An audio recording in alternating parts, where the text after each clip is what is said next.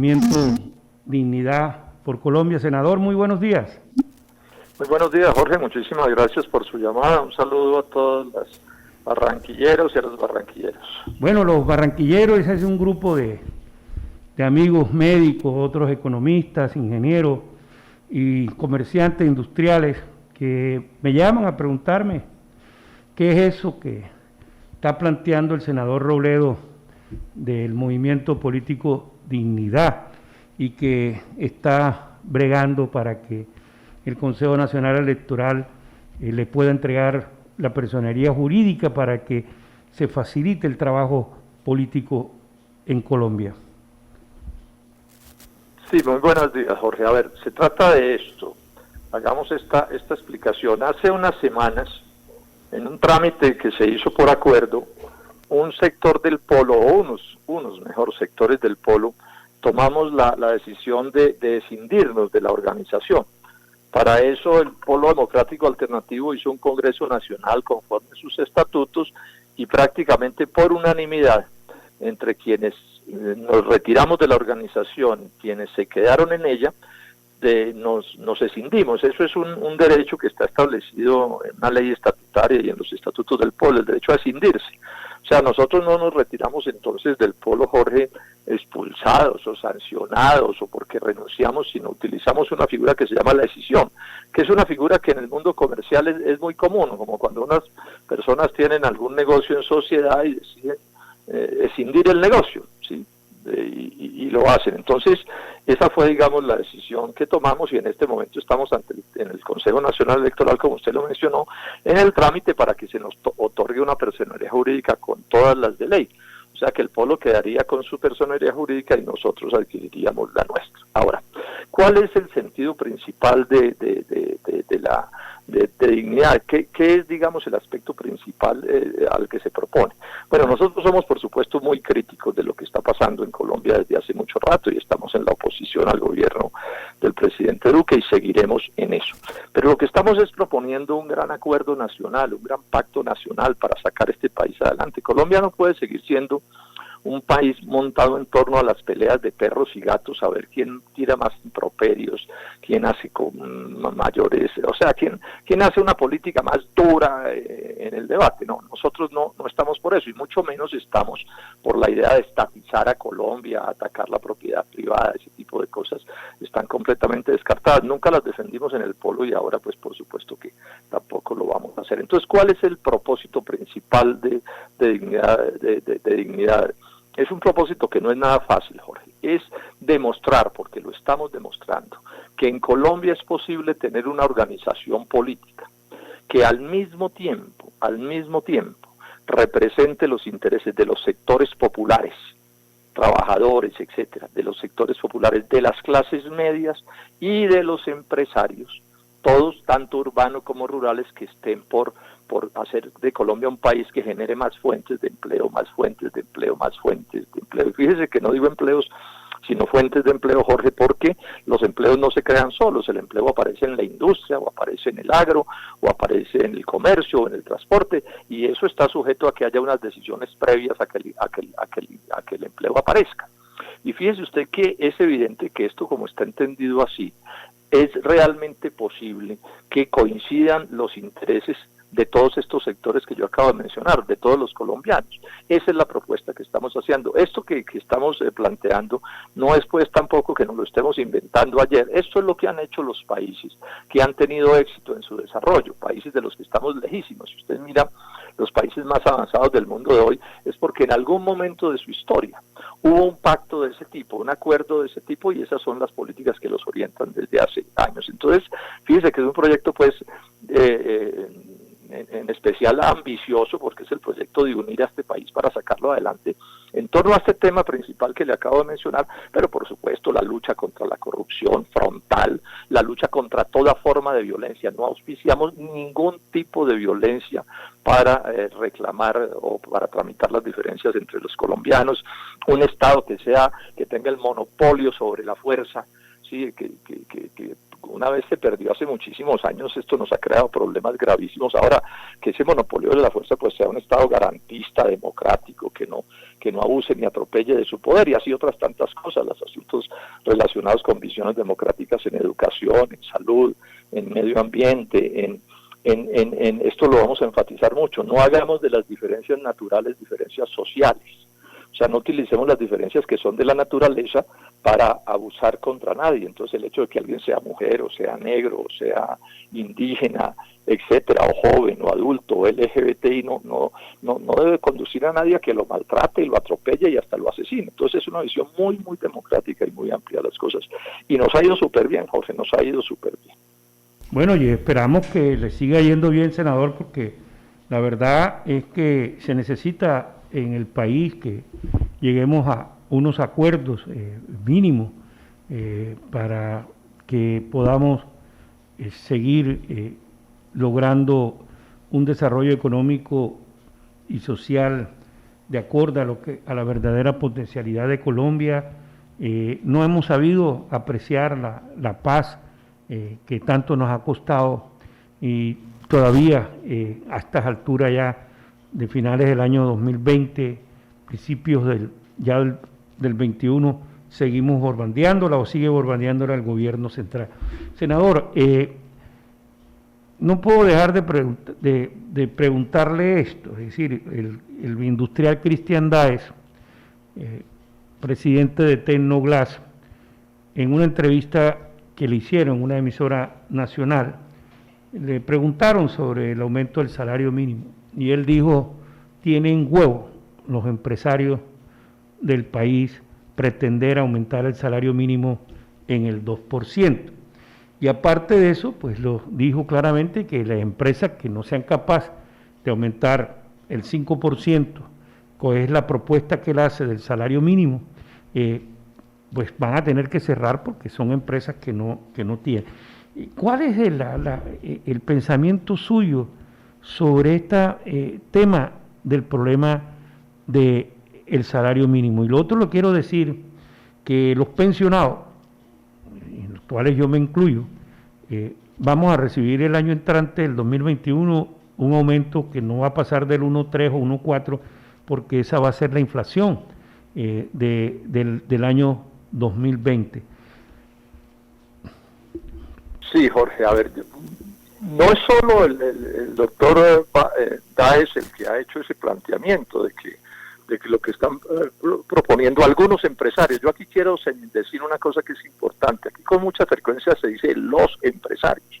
Y yo cada vez estoy más convencido que hay que distinguir. Hay unos empresarios con unas posiciones y hay otros empresarios con otras posiciones. Este es un ejemplo clásico, pero no es solo el señor Daes el que se está desmarcando de esa propuesta de incremento salarial del 2%, sino que hay otros empresarios a los que les he oído ese punto de vista. Es evidente que en eso no tienen la razón quienes lo están planteando de esa manera. No la tienen, pero además por una razón conceptual, Jorge, que usted que entiende bastante de cosas de economía lo sabe muy bien. Es que es verdad que el salario mínimo no puede usted aumentarlo en cualquier proporción. Usted no puede multiplicar un día alegremente por 50 el salario mínimo, porque por supuesto que el salario es un costo de la economía y como costo que es, pues usted tiene que relacionarlo con otras variables. Pero hay una cosa que suelen olvidarse quienes no entienden la importancia de que el salario mínimo o los salarios sean los mejores posibles. Y es que el salario también es la capacidad de compra de un país. Ojo con esto, es un costo, pero es también la capacidad de compra de un país. ¿Y esto qué quiere decir? Es que como los trabajadores cuando les pagan su salario no lo meten debajo del colchón, sino que se van a gastárselo en lo que sea, en alimentos, en transporte, en vestuario, en recreación, en lo que sea. Pues es esa capacidad de compra de los asalariados una parte muy, muy importante de la dinámica económica. O sea, las empresas también necesitan compradores. Es más, lo que más dinamiza una economía empresarial es que haya compradores para los bienes que produce esa empresa.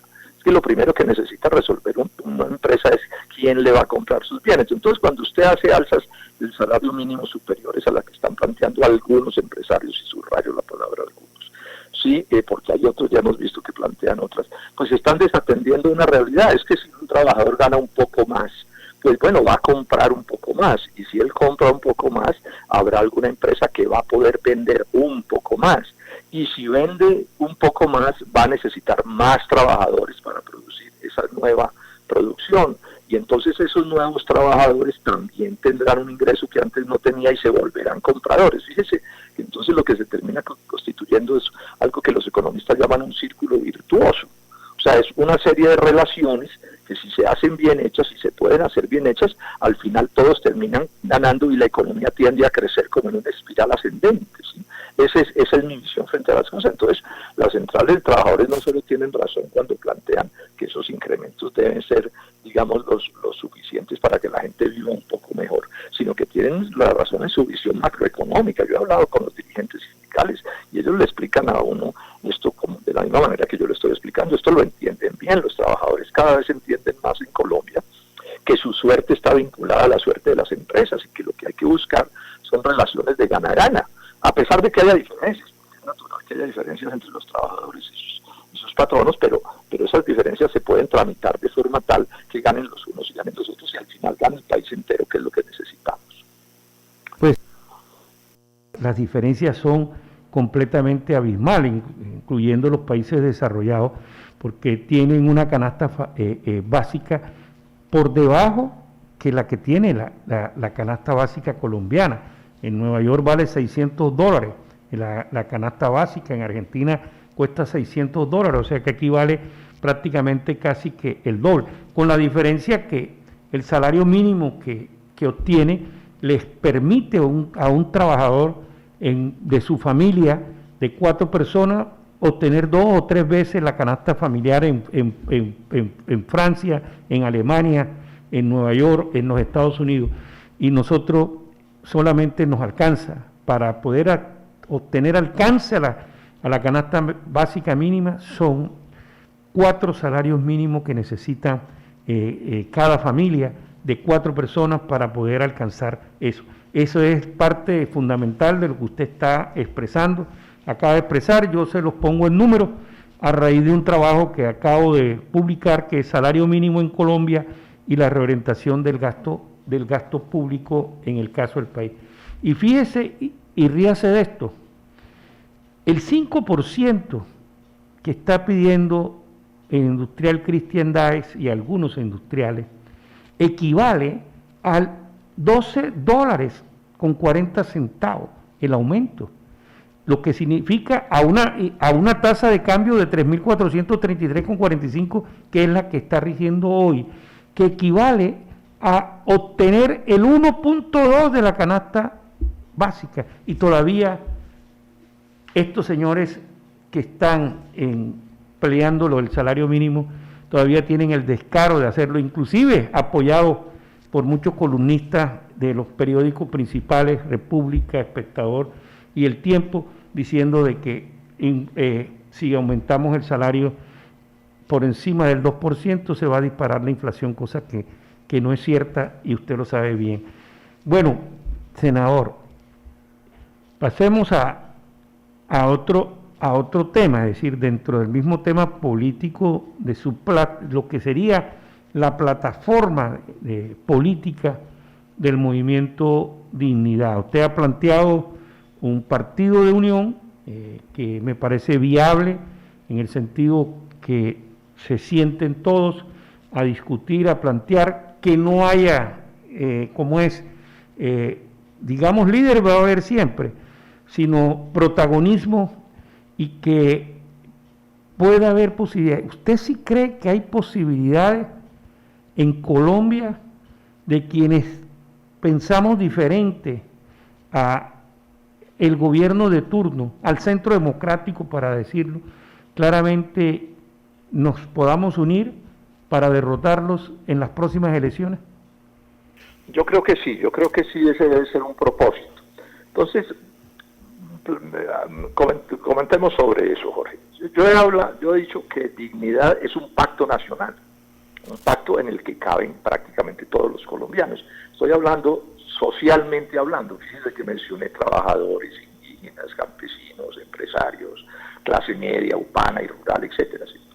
Pero ese pacto social debe convertirse también también en un pacto político, y así está sucediendo dentro de Dignidad. El día en que anunciamos la creación de Dignidad, estábamos los que veníamos del polo, pero ya en ese momento había más gente creando Dignidad que no venía del polo. Entonces yo le doy nombres a usted, por ejemplo, Carlos Martínez Silva, es gobernador de Tolima de origen liberal. Bueno, ya es parte de Dignidad. Juan Manuel Ospina, que fue senador del Partido Conservador, ¿sí? Y entonces ya es parte de Dignidad. Bueno, ahí en Barranquilla acabamos de constituir un comité, Jorge, y usted sabe que ahí hubo en esa reunión personas que no vienen del polo, sino que vienen de otros orígenes distintos. Bienvenidos todos. Entonces miren cómo se va configurando. Primero un pacto político dentro de la propia Dignidad, pero también hemos dicho que Dignidad se propone a hacer, digamos, mayores avances unitarios hacia el futuro. Ese es un proceso que vamos a ver cómo se desarrolla, y eso lo tendrá que ir resolviendo Dignidad, porque también, digamos, una cosa que es muy importante en lo político, Jorge, esta organización que estamos constituyendo es una organización democrática, o sea, Jorge Enrique Robledo, el senador Robledo, no es el dueño de Dignidad. A mí me han preguntado, senador, ¿usted es el candidato presidencial de Dignidad? Y yo he dicho, no señor, Dignidad no ha tomado una decisión. En el momento en que la vaya a tomar, yo voy a presentar mi nombre, pero otras personas podrán también proponer sus nombres en Dignidad y tomaremos las decisiones que sea el caso. Ahora, Dignidad también tendrá que definir, pues tendrá que avanzar. Lo que pasa es que estamos apenas arrancando y estamos en asuntos provisionales, pero Dignidad seguramente también va a tomar la decisión de promover acuerdos políticos con otros sectores de cara a las elecciones del 2022.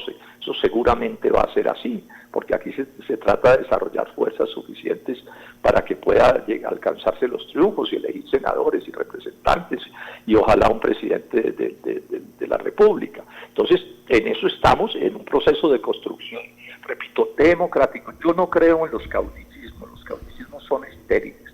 Yo no creo en quienes se sienten dueños de la verdad revelada e imponen sus puntos de vista. No creo que sea así, entre otras cosas por una razón que es muy de fondo, Jorge.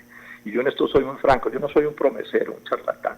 Cambiar a Colombia exige en primera instancia poner un jefe de Estado que esté por ese cambio, pero vamos a necesitar ganar la presidencia más de una vez para introducir en el tiempo los cambios que necesita un país como Colombia.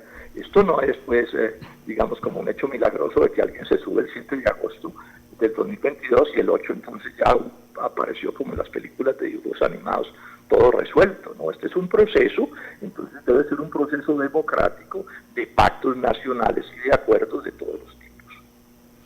Bueno, senador, profesor Moisés Pineda, muy buenos días. Profesor.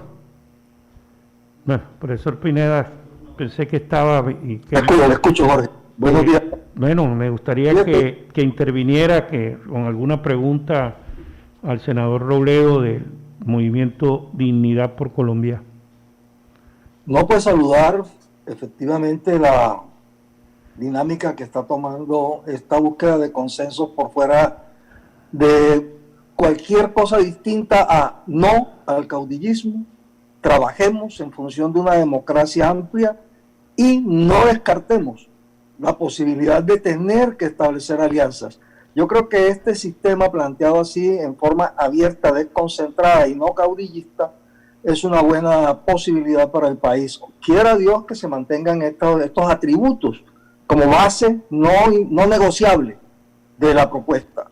No caudillismo, trabajar en función de una ampliación del tema democrático en cuanto a toma de decisiones, planteamientos, propuestas y lo que algunos llaman la oferta que se le hace a la ciudadanía, y por otro lado entender que no todos tienen por qué meterse en el mismo cuento y que en esto hay aliados circunstanciales y también, hay que decirlo, aliados de conveniencia.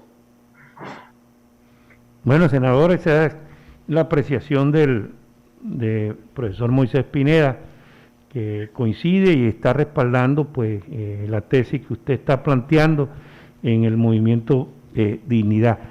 Y yo la pregunta que le tengo que hacer es, porque me la hacen mis oyentes y quienes por lo menos tienen la gentileza de comentarme las cosas a través de las redes sociales, ¿qué va a pasar o qué pasaría si el Consejo Electoral no le entrega la personería jurídica a Dignidad por Colombia?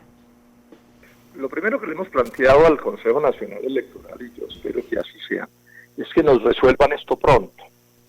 Sí, ojalá antes de terminar este año tomen una decisión, la que ellos consideren pues que deben tomar. Sí, y espero que sea una decisión de personería plena. Hemos hecho una sustentación muy profunda, asesorados por abogados que conocen esto muy bien, y todo nos dice que tenemos toda la razón en obtener una personería plena. ¿Qué quiere decir una personería plena? Que tenga todas las prerrogativas de un partido con personería jurídica, entre esas pues la de presentar sus propios candidatos a las elecciones de Senado y de Cámara y su propio candidato a la presidencia de la República, o pactar coaliciones o hacer acuerdos, todas las cosas que se derivan de una personería jurídica plena.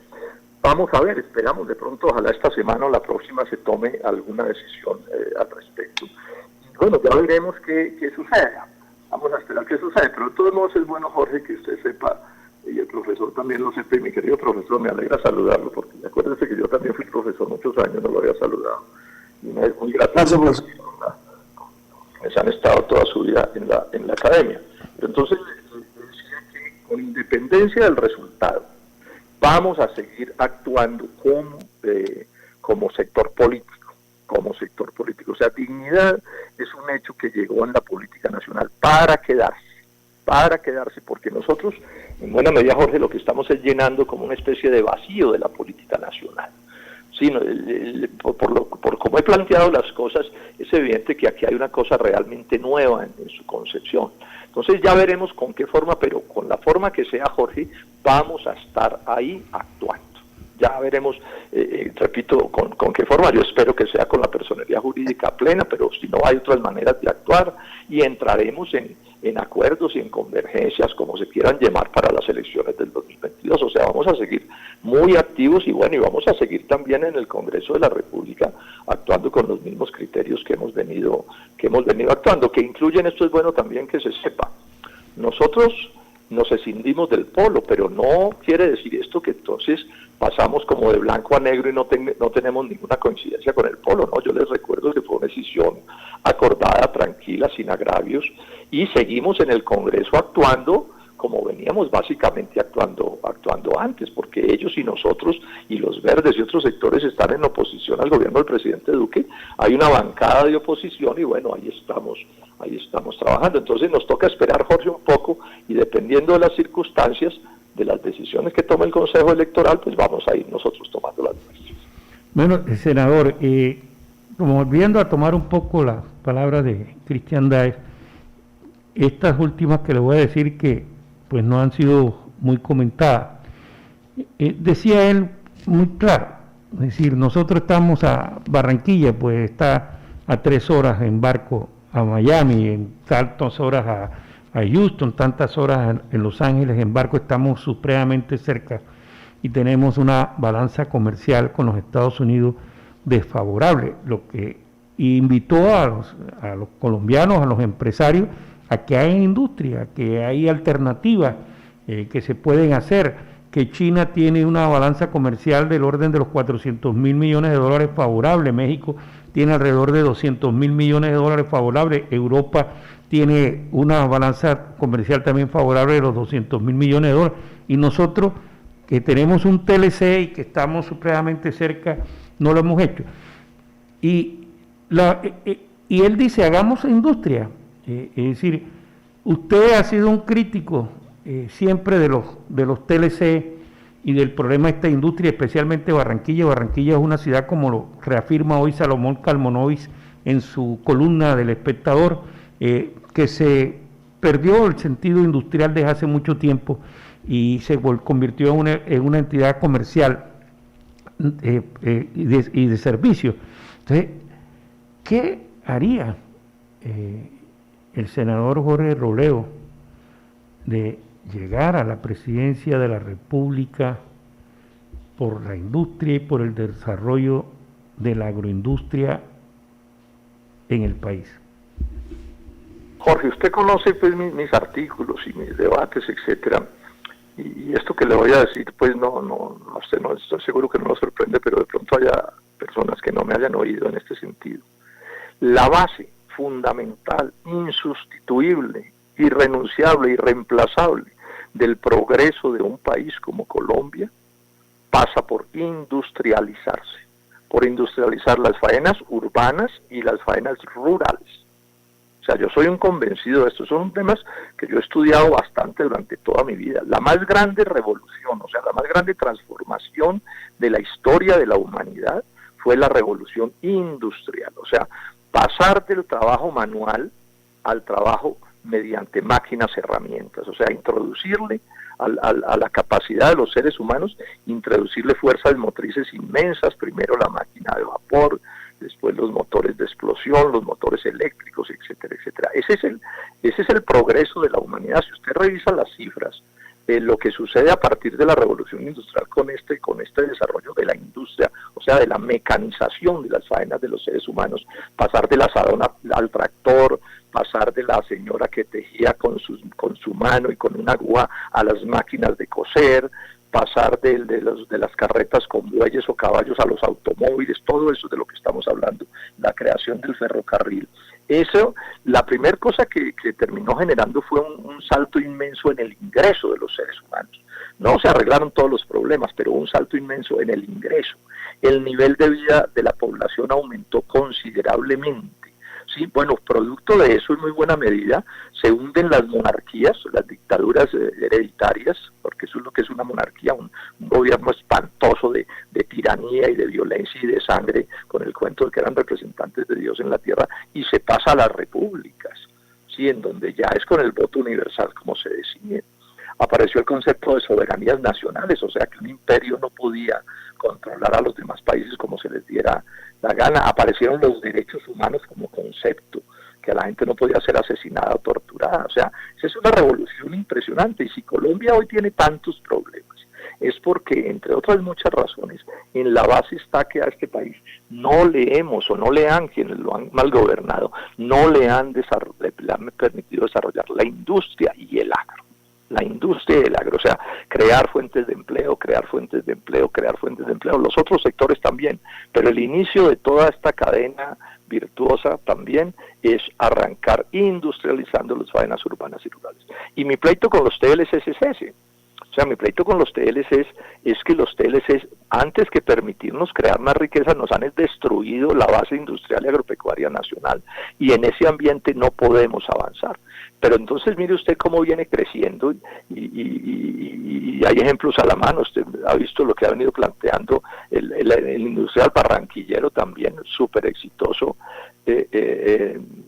Jimmy Mayer, insistiendo en que este país hay es que ponerlo a tono con la modernidad, hay que llenarlo de ciencia, de tecnología, de empleos calificados, de empleos bien pagos, etcétera, etcétera. O sea, todo lo que tiene origen en la revolución industrial. Entonces, ese es, digamos, el eje de mi propuesta. O sea, cuando yo digo pacto nacional, lo que estoy diciendo es pacto nacional para el desarrollo, para salir del subdesarrollo, y eso es por la vía de la industrialización. Sí, industrialización tanto para exportar, claro que hay que exportar, pero también para vender en el mercado interno. Aquí no nos pueden seguir diciendo que es una genialidad que prefiramos importar, traer del extranjero que producir en Colombia. Si uno mira la historia de Barranquilla en estos años, es una historia de pérdidas inmensas. O sea, buena parte de la base industrial de Barranquilla desapareció en estos años, y lo mismo le pareció a Medellín, le pasó a Medellín y le pasó a Bogotá. Y estos niveles monstruosos que tenemos del desempleo es porque el libre comercio y el neoliberalismo no nos deja desplegar toda nuestra potencialidad. Entonces, ahí estamos, y estamos constituyendo una fuerza bien importante de empresarios, y aprovecho e invito a los empresarios, unámonos, vamos a defender la industria nacional, el empleo nacional, las empresas nacionales. El hecho de que un trabajador o unos trabajadores tengan un desacuerdo con un empresario no nos debe poner contra la empresa. La empresa es un factor importantísimo del desarrollo. Yo lo he explicado en artículos míos. La máquina de vapor y los motores de explosión y todo esto no se hubieran podido aplicar si no hubiera habido otros cambios como la constitución de las empresas. ¿Qué es una empresa? Concentrar en un mismo sitio y bajo una misma dirección numerosos trabajadores y recursos. Eso es lo que es una empresa. Y los mejores empleos para los pobres y las gentes sencillas aparecen en las empresas. Entonces uno no debe tener la visión absurda de querer que no haya empresas o destruirlas. Eso es absurdo. Eso son visiones absolutamente equivocadas de cómo deben ser las cosas. Entonces parte de la propuesta, y es parte de mi llamado, se lo digo a los empresarios de Barranquilla: unámonos aquí todos para sacar este país adelante. Porque entonces aquí nos han metido el cuento que porque a 3 o 4 les va bien, entonces ya le va bien a todo Colombia. No, aquí necesitamos que le vaya bien a más gente. A mí no me molesta que a alguien le vaya bien, me agrada incluso que no tenga problemas y sufrimientos, pero a mí sí me irrita que tanta gente a tanta gente no le vaya bien y no pueda desplegar su potencialidad productiva. Es que un desempleado no solo es el sufrimiento y el dolor que uno puede entender en esa familia, sino es el desperdicio del recurso, porque es que la riqueza de una sociedad está en el trabajo, en crear riqueza, en agregar valor, y eso se hace como nosotros lo estamos planteando. Senador, bueno, jugando con el tema y el postulado fundamental de dignidad por Colombia. Sí, dígame, profesor. Yo era para poner de relieve de lo que ha dicho el doctor Jorge Robledo, el hecho de que esta visión, que usualmente es macartizada, que usualmente porque le da la gana a muchos decirlo así, es marxista, es leninista, es comunista, qué sé yo, hay que recordarle a estas personas que esa visión de la necesaria colaboración entre patronos y trabajadores, que esa visión en donde se habla del salario justo, de esa visión que habla del trabajo como la continuación de la creación, y esta deja a cargo del hombre su libertad humana, su capacidad de decisión, dentro de eso que llaman también dignidad, que este planteamiento, esta visión del asunto, fundamentada en el desarrollo creciente con sostenibilidad, de esta visión del trabajo y como un elemento que necesariamente debe conducir a la humanización del mundo y al crecimiento espiritual y material del hombre. Toda esta visión está formando parte desde el siglo XIX de la doctrina social de la Iglesia. La vamos a encontrar en las encíclicas Rerum Novarum, la vamos a encontrar en Quadragésimo Anno, la vamos a encontrar en la Populorum Progressio, la vamos a encontrar recientemente en la encíclica sobre el tema de la sostenibilidad de la casa común del Papa Francisco. Es decir, esto que está diciendo el senador Robledo, independientemente de sus creencias personales, ha sido defendido dentro de la doctrina social de la Iglesia Católica y debiera comprometer a estos sectores de la población que creen en estas cosas relacionadas con la militancia dentro de la Iglesia o de una iglesia en particular, y los principios morales y éticos que desde la doctrina de esta institución religiosa se han defendido desde el siglo XIX con ocasión de la Revolución Industrial.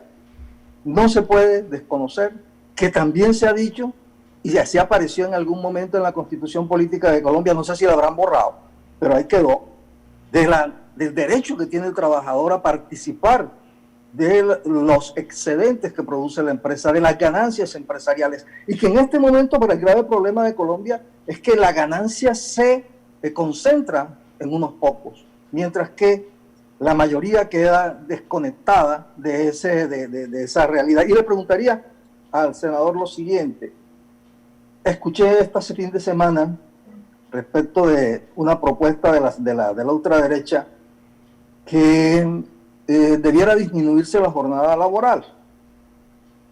Encontré también otra propuesta en el sentido de que debiera repartirse la prima desde el principio del año de enero para que con eso se le aumente el ingreso mensual al trabajador. También escuché que había que empezar a considerar, y ya no de ahora, sino que se viene diciendo desde hace algunos años, el tema de flexibilizar la contratación. Me pregunto y le pregunto al senador Robledo si estamos frente a una dinámica orientada a imponer una agenda de precarización laboral que es contraria a todo lo que se ha conquistado en Occidente desde el siglo XIX respecto del derecho de los trabajadores. Y digamos esto, profesor, aquí en 1990 nos fue impuesta una política definida por el Consenso de Washington, el Fondo Monetario Internacional, hoy la promueve la OCDE, que fue una propuesta de ponernos, o una imposición de poner a Colombia a competir con las grandes potencias económicas sin tener con qué. Es como que usted meta entre un RIN a un peso pluma y a un peso pesado, y le pida al peso pluma que le gane al peso pesado. Eso no puede suceder. Eso es una cosa que es absolutamente obvia. Bueno, eso nos lo impusieron desde 1990. Y ahí están los resultados. O sea, los resultados es que nos han destruido una parte inmensa de la base productiva nacional, tanto industrial como agropecuaria. Al país lo han desnacionalizado, lo han llenado de desempleados, de pobres. Esto es una tragedia espantosa. Y quienes se empecinan en mantener ese modelo económico que no les sirve a Colombia, ahí están los datos, las cifras, todo. Es mentira que la crisis haya empezado. Es mentira que la crisis haya empezado porque hay pandemia. En febrero ya estábamos, como se dice, en la olla. Entonces, esa visión estrecha, retardataria, anda desde esos días, 30 años, con el cuento de que el progreso va a venir, el progreso general va a venir de hacer más pobres a los pobres, más pobres a las clases medias, de recortarles sus ingresos, de reducirles sus derechos. Yo no sé cuántas reformas laborales van, y pensionales, y de salud, y salariales, etcétera, dirigidas ¿a qué? A que la gente gane menos. Las tributarias ni se digan. No, eso es una visión absolutamente retardataria, reaccionaria, fracasada. Ese es un proyecto también de promover la desigualdad social con el cuento de que eso es progresivo. No, sí, es un diseño de una miopía y de una parte de una ignorancia y de una desconsideración inmensa, y de una gente que piensa que porque a ellos les va bien, entonces a los demás también les está yendo bien, y no tienen ningún sentimiento democrático por el prójimo, ni ninguna preocupación de verdad por desarrollar a Colombia. Una parte grande de las gentes de negocios exitosas de los países desarrollados, y una parte importante de las gentes de negocios de Colombia, es que mientras allá esa gente de negocios se la ha jugado por desarrollarse ellos mismos, pero a sus países también, aquí hay unos que, equivocados o engañados o manipulados, creen que mientras a ellos les vaya bien, a Colombia le está yendo bien, y no es así. O sea, hay que combinar una política en que le vaya bien a las personas, pero también al país. Y en eso, por supuesto, que no tienen ninguna razón, y cada vez es peor. Entonces viene la crisis de la pandemia, y en vez de rectificar, lo que hacen es meterse en la cabeza cómo empeorar más las cosas y cómo hacerle más dura la vida a la gente, mientras siguen destruyendo la industria y el agro de manera sistemática, entregados a los intereses de los extranjeros. Sí, porque esto también contiene otra parte de esta política, es la desnacionalización de la economía de Colombia. A mí me decía un empresario muy importante, por lo demás, un día me decía, es que, senador, aquí nos está matando, y es que aquí todos los días montan un dolarducto nuevo. Entonces yo le dije, oiga, doctor, ¿y qué diablos es un dolarducto? Me dijo, un dolarducto es un tubo por el que se van los dólares de la riqueza nacional. Y si eso sigue así, pues tampoco tenemos solución ni salida. Porque si usted toda la riqueza que se crea en Colombia se exporta, se saca del país, sea por deuda externa, oportunidades empresariales o lo que sea, pues tampoco puede haber desarrollo. Todo esto, y ustedes lo saben, profesor y Jorge, que son conocedores de estas cosas, esto ya está inventado. O sea, cómo se desarrolla un país es una cosa que ya está sabida.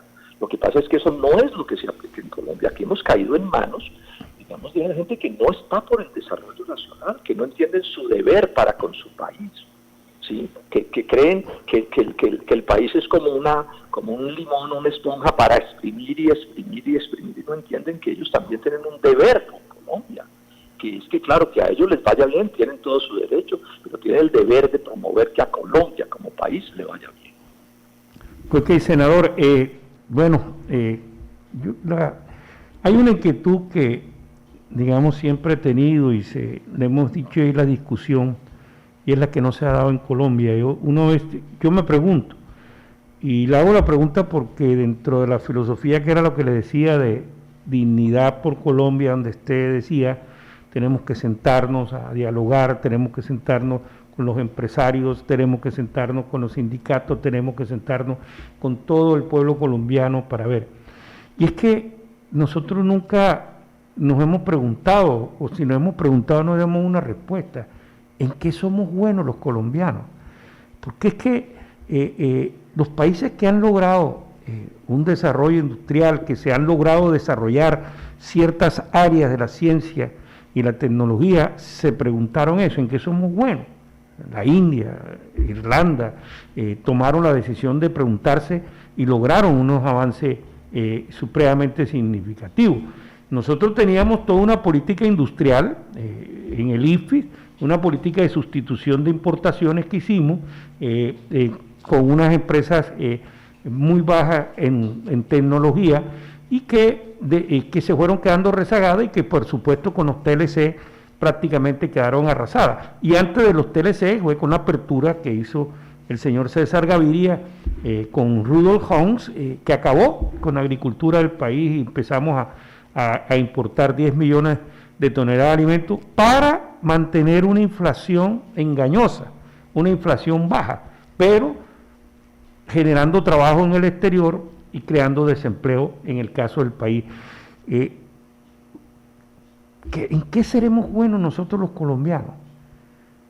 Y en esta coyuntura de la pandemia, qué bueno hubiera sido si el gasto público, y esta es una tesis que ha desarrollado el profesor Moisés, la he complementado y la tengo en este trabajo, si el gasto público se hubiera reorientado y especialmente a impulsar el campo colombiano, porque nosotros somos capaces de producir de esos 10 o 12, 14 millones de toneladas de alimentos, por lo menos producir el 60 o el 70% en el país y que pudiéramos habérselo brindado a unos costos bajos ahora con los problemas mismos de la población.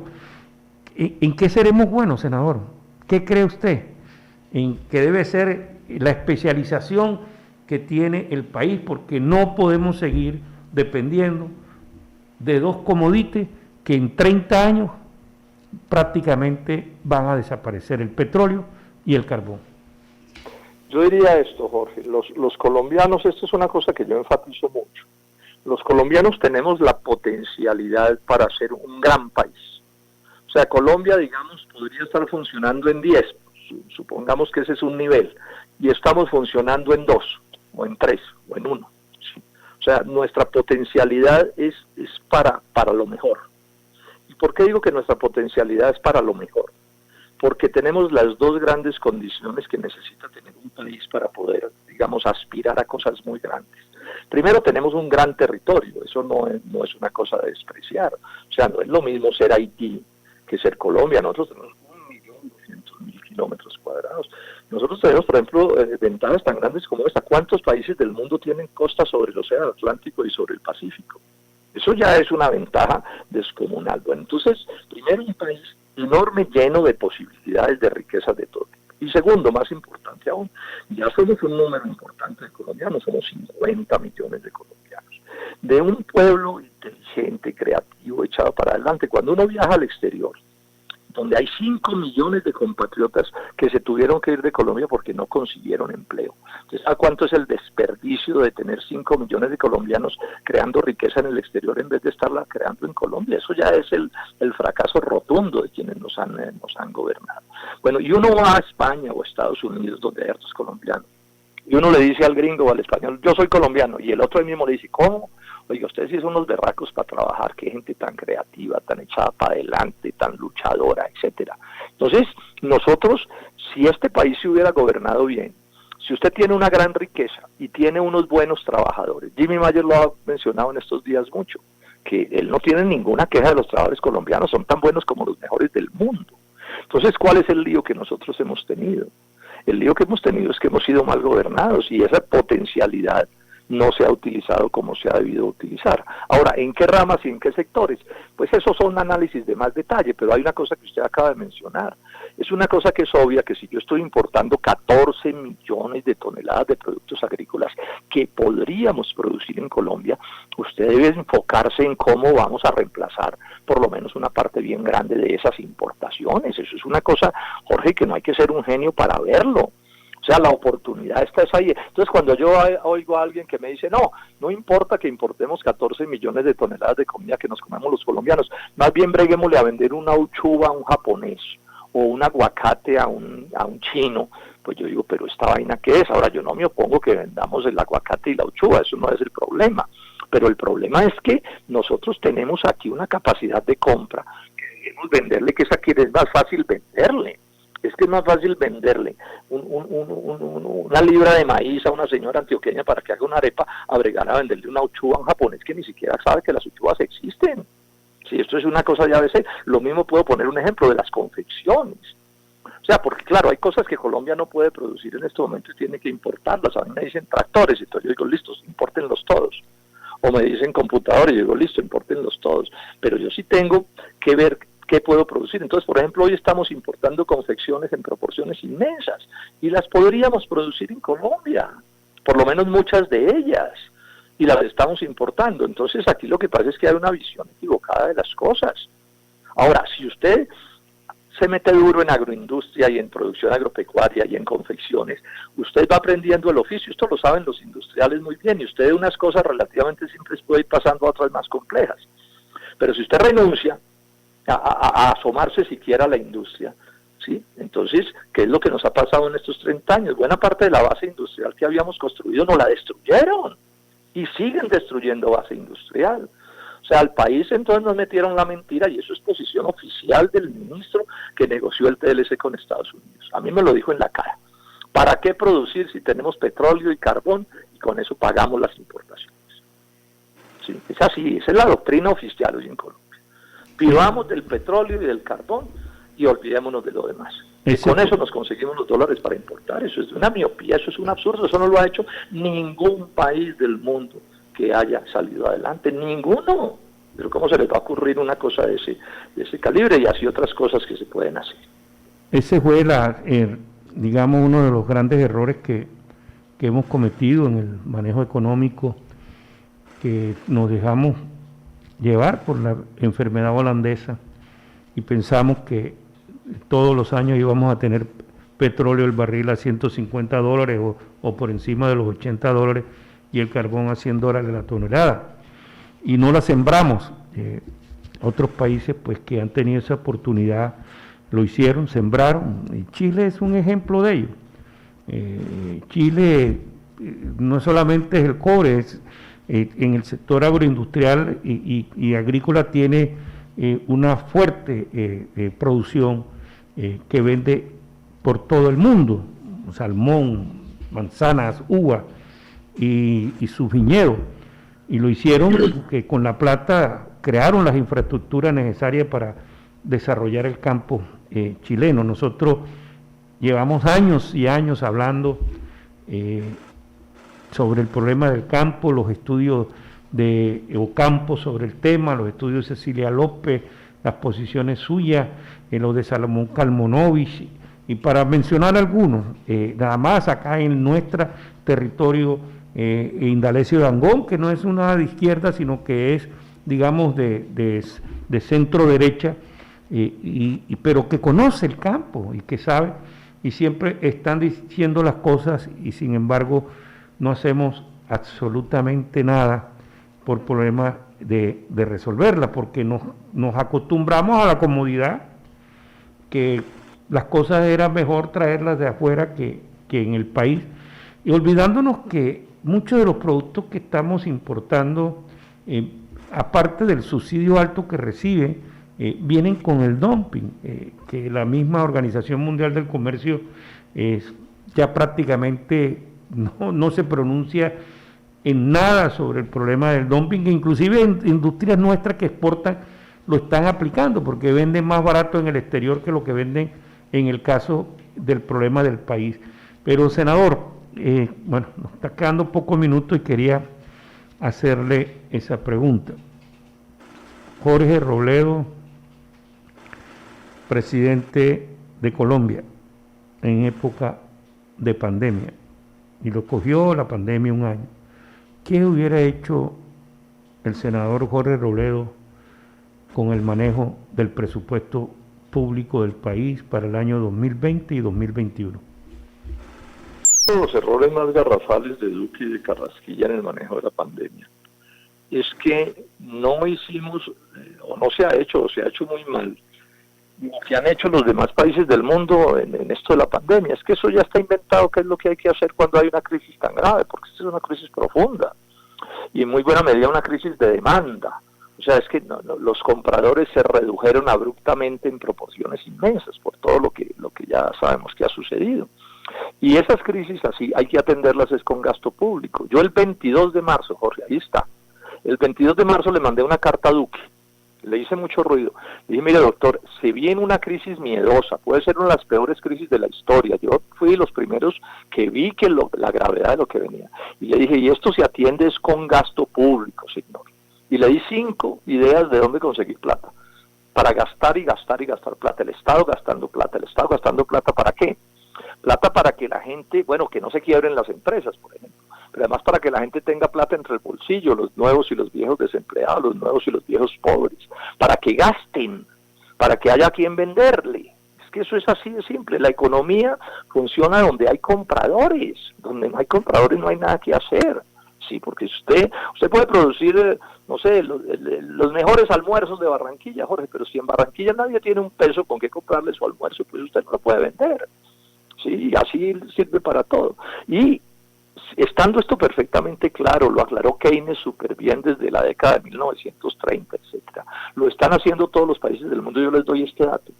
Colombia, hay 96 países del mundo, 96, o sea, prácticamente todos, que están gastando más, el Estado está gastando más, respaldando la demanda, ¿sí?, en la crisis de la pandemia que Colombia. Entonces así es imposible. Y además de otras medidas que se habían podido tomar. Yo les pongo un ejemplo. Cuando empieza la crisis y se sabe que hay que usar tapabocas, sale la vicepresidenta: industriales colombianos, fabriquen tapabocas, que eso se va a necesitar en grande, porque eso es una demanda grande. Y aquí se ponen los industriales a ver cómo producen los tapabocas, y al mismo tiempo inundaron el país de tapabocas. Si ustedes se fijan, la casi totalidad de los tapabocas que estamos consumiendo son extranjeros. Un artículo elemental de construir, fácil de construir, que no tiene misterios científicos ni tecnológicos, y ese negocio también se lo dieron a los extranjeros, profesor y Jorge. Es que esto es inaudito, ¿sí? Es que no piensan en Colombia, representan son los intereses de los extranjeros. Ese es aquí el problema de fondo. Es que esto aquí no es que estén confundidos, esto hay que decirlo también con toda claridad. No, lo que pasa es que aquí hay unos que ganan con la destrucción de Colombia, hay que decirlo con todas las letras. O sea, aquí hay unos que ganan plata construyendo país y otros que ganan plata destruyendo país. Eso es así de simple. Esa es una realidad que está allí. Entonces, esa es la controversia que tenemos. ¿Quién va a seguir mandando en Colombia? ¿Los que utilizan el poder para generar empleo y riqueza en el exterior, o quienes queremos gobernar a Colombia para crear empleo y riqueza en Colombia? Ese es el gran debate del país. Senador, el cuello de botella que tenemos en el país no se ha podido resolver. Somos líderes en la corrupción a nivel mundial, somos líderes también de los países con la peor distribución del ingreso.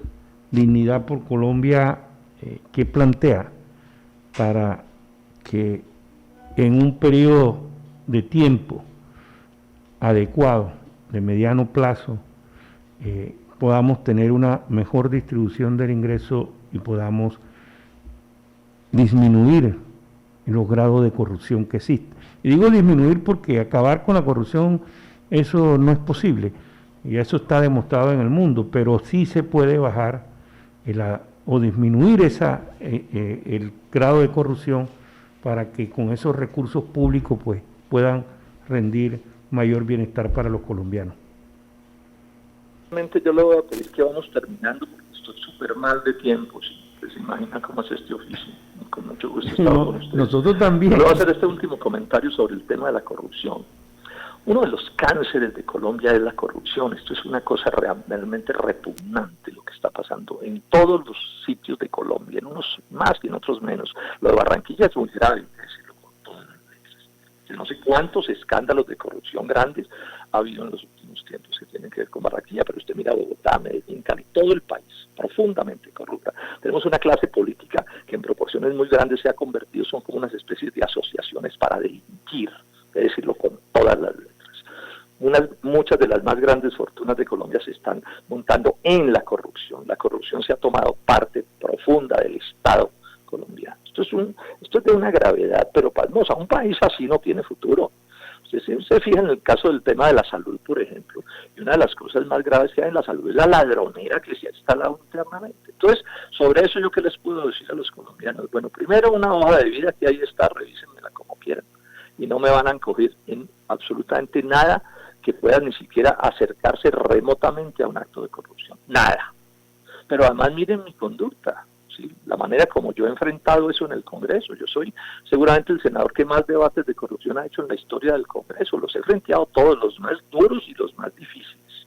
O sea que yo tengo el carácter suficiente para llegar a la jefatura del Estado a enfrentar eso de verdad. Y tengo el carácter suficiente para rodearme de gente que me dé la absoluta garantía de que va a proceder adecuadamente. Y si alguien no me funciona como debe funcionar, se va inmediatamente. O sea, en esto, cero concesiones. Yo puedo hacer ese compromiso y el país tiene que saber que yo soy capaz de cumplirlo. Y sé también qué reformas legales hay que hacer para recortarle las alas a la corrupción, porque parte del problema que tenemos, profesor y Jorge, en Colombia, es que los corruptos ya han metido la corrupción en las leyes. Las leyes muchas están diseñadas para que se roben la plata. Eso yo lo he explicado muchísimas veces con todo detalle. Entonces también habrá que hacer unas reformas legales, ¿sí?, para que se facilite la lucha contra la corrupción. Pero lo primero es poner en el Estado gente proba, o sea, gente que cuyo negocio no es destruir a Colombia, no es hacerle daño al país, sino que vamos al Estado es como servidores públicos. Y mi Estado será un Estado, mi gobierno será un gobierno austero. Aquí el que llegue a despilfarrar y a botar la plata de los colombianos se va de mi gobierno. Sí, porque aquí esto no es, o sea, aquí la política no puede ser el negocio personal de uno o de su familia o 3 o 4 amigos, no. Somos servidores públicos los que no tenemos que llegar a gobernar a Colombia. Y en eso yo me aburre un poco, porque la política es así, tener uno que hablar de sí mismo, pero bueno, me toca y esa es la realidad, y sobre eso yo puedo dar ejemplo de que esa es mi manera de ser. Y es lo que he hecho toda mi vida, a lo largo de toda mi vida. Ustedes no van a encontrar absolutamente nada en mí que se me pueda cuestionar esto que les estoy diciendo, y eso es lo que les puedo ofrecer a todas las colombianas y a los colombianos, y en particular a las gentes de Barranquilla, de todos los orígenes.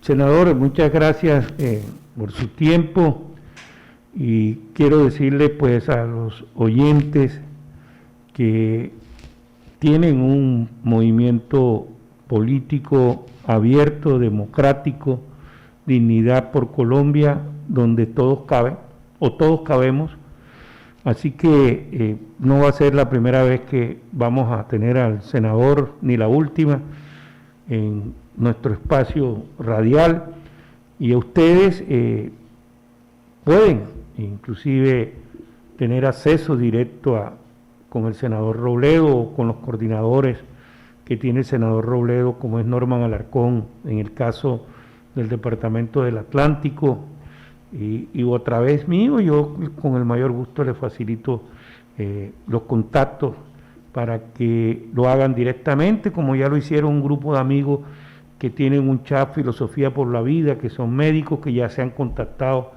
con el senador Robledo. Inclusive decirle que tengo otro amigo, el doctor Edgardo Barreto, que tiene un programa radial en horas de la tarde, que está muy interesado en poder dialogar también con usted.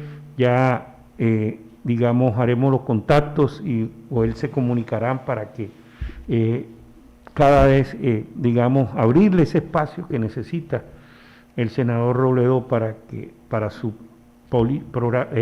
partido político Dignidad por Colombia. Profesor y Jorge, muchísimas gracias. Yo me despido a ustedes pues por su hospitalidad y a todos los que nos están oyendo. Les mando un abrazo muy grande. Ok, bueno, gracias, felicidades. Profesor Moisés, ¿está feliz? Profesor Moisés. ¿Por qué voy a estar feliz? ¿Porque ganó Junior? No, porque ganó el América.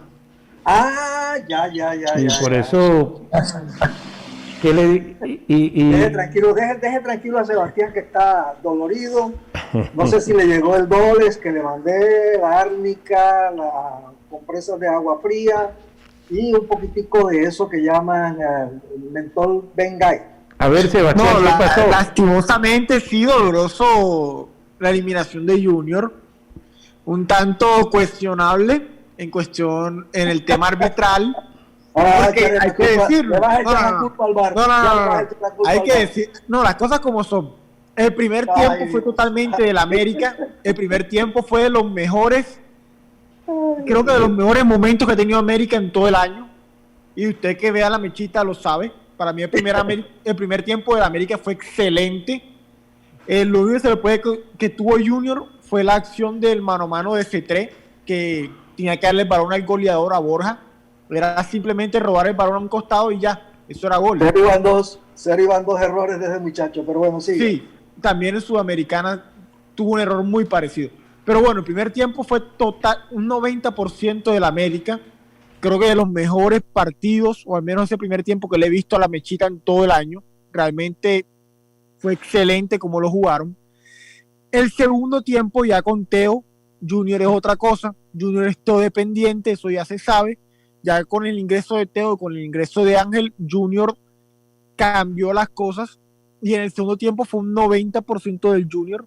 Así como el primer tiempo fue del América aplastantemente, el segundo tiempo fue del Junior, pero totalmente sobrado. Hubieron goles que no entraron, la acción de Rangel al palo, desperdicios personales, egoísmos personales también. También tuvieron jugadas en las que el VAR intervino. Hubieron 2 goles anulados, hubo una jugada de penalti no pitada, pero hay que detenerse en la jugada del VAR. El primer gol anulado, totalmente bien anulado. Teófilo no toca el balón, pero va a buscar la pelota. Ya cuando él entra en juego al intentar buscar el balón, ya ahí se anula cualquier jugada de gol. Era fuera de lugar, totalmente de acuerdo. En el segundo gol anulado es otro tema. Y yo creo que aquí no viene tanto, pues el problema no es con el América, yo creo que el problema es con el VAR y con el fútbol colombiano. Porque ¿qué pasa? Si ustedes se dan cuenta en la transmisión, tú no puedes juzgar un fuera de lugar con la toma que te dan de las cámaras es en diagonal. O sea, debería haber una toma de la cámara que sea paralela a la jugada del fuera de lugar. Pero aquí en el fútbol colombiano, y no solo pasó hoy con Junior, ha pasado en muchos partidos, dan unas tomas diagonales para juzgar un fuera de lugar, lo cual no es para nada conveniente. Quite la felicidad al profesor Moisés. El Junior juega el miércoles en Chile. ¿Cómo ve el partido en la Suramericana? Yo solo sé que ¿Sebastián se fue o qué? No, ahí está Sebastián está ahí. Lo que pasa, Jorge, es que uno lo que siente es que está haciendo carrera en el mundo la teoría trompista, ¿verdad? Que yo no pierdo, sino que es que me hacen perder. Pero bueno, también se vale, así está el mundo. No. Hay partidos en los que Junior pierde y listo, se toma como debe ser. Bueno, profesor, nos pasamos y vamos a comerciales que nos hemos dado. Y mañana estaremos nuevamente en su programa Política Pública y le daremos el tiempo suficiente a Sebastián para que hable del partido el miércoles y usted para que usted siga disfrutando el triunfo de su equipo del América. Hasta mañana, profesor, tengo que irme por el médico. Chao. Ok, bueno, profesor. Transelca le pone energía al Caribe. Transelca le lleva riqueza y bienestar a toda nuestra región. Mi papá es maestro. Con cemento él construye casas, paredes, techos y todas las obras que hay, para que todos tengan en donde vivir